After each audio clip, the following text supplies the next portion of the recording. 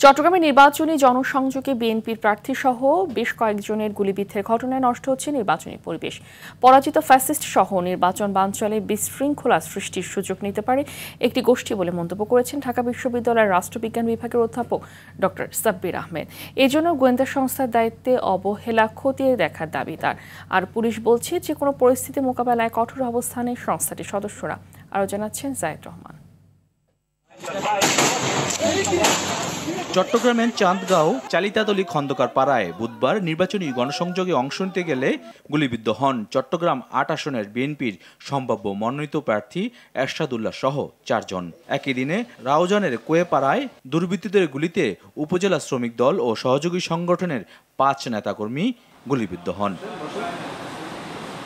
নির্বাচনকে সামনে রেখে এমন ঘটনা মোটেও স্বাভাবিক নয় বলে মনে করেন এই বিশেষজ্ঞ। টার্গেট করা হয়েছে নির্বাচনী প্রচার এর সময়টাকে আর কি।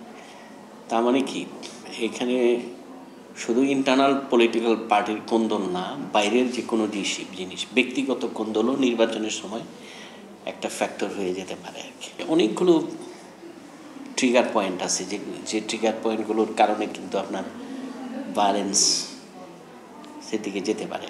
শুধুমাত্র নির্বাচনী পরিবেশ ঠিক রয়েছে এমন ঘোষণার মধ্য দিয়ে সরকারের দায়িত্ব শেষ হয় না বলেও মনে করেন তিনি। টপ আওয়ামী লীগটা হলো ইন্ডিয়াতে। এখন এরা ভিতরে থেকে এই নির্বাচনে তাদের ভূমিকা কি হতে পারে এটা তো আপনার ফোরকাস্টিংয়ে থাকতে হবে। তাদেরকে মোকাবেলা করতে হলে আপনার নির্বাচনকালীন ইন্টেলিজেন্সকে আপনি সক্রিয় করা খুব জরুরি। নির্বাচনকালীন ইন্টেলিজেন্স এবং ইন্টেলিজেন্সের যেন ইনফরমেশনের ক্ষেত্রে কোনো রকম ফেলিওর না হয়, এটা খুবই গুরুত্বপূর্ণ ভূমিকা রাখবে। এবং ওই ইনফরমেশনকে ভিত্তি করে যেন প্রম্পট অ্যাকশন নিতে পারে আইন শৃঙ্খলা বাহিনী।